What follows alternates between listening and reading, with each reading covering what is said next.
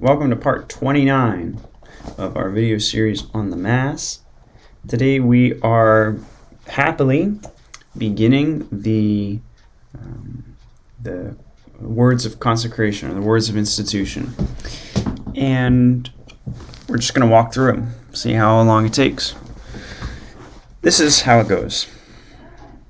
Well, before saying how it goes, first, the rubric here is cool. It's fun. It says, in the formulas that follow, the words of the Lord should be pronounced clearly and distinctly, as the nature of these words requires. So, slow down.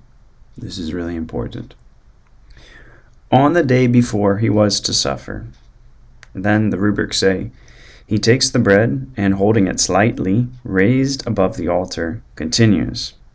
He took bread in his holy and venerable hands. And then the rubrics actually say he raises his eyes. That's what they say. It's cool. And with eyes raised to heaven, to you, O God, his almighty Father, giving you thanks, he said the blessing, broke the bread, and gave it to his disciples, saying. And then the rubric says, he bows slightly, just a slight bow, right before saying the words of consecration.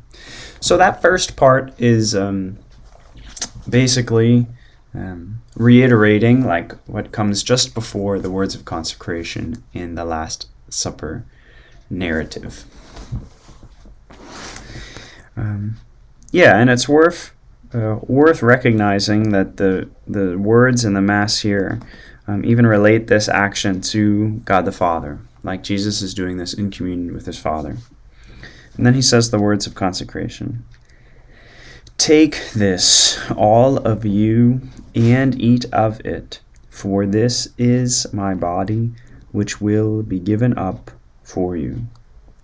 The rubrics here continue by saying, he shows the consecrated host to the people, places it again on the paten, and genuflects in adoration. Let's look a little bit about the words of consecration, because they have a couple elements in it that are important. One, it tells us what to do with this, which is to consume it. Eat. Take this, all of you, and eat of it. And then it says what it is. For this is my body. And then it says this third thing, which will be given up for you. So take and eat, because this is my body, and my body will be given for you. So given for you, literally in the sense that in a few moments, the people who are there will have the occasion to receive our Lord in Holy Communion.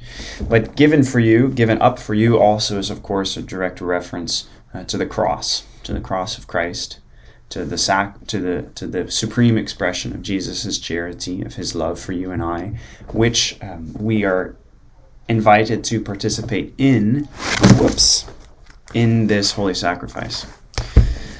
So that's a beautiful thing, that the cross is the supreme expression of Jesus' charity, and the sacrament of the Holy Eucharist is the deepest and most fruitful participation in that charity. So for that reason, this sacrament is often called the sacrament of charity, because it draws us into a most perfect union with Jesus in the most holy sacrifice of the cross. Okay, there's a lot we can go here, and we're going to keep going next week, so we'll see you then.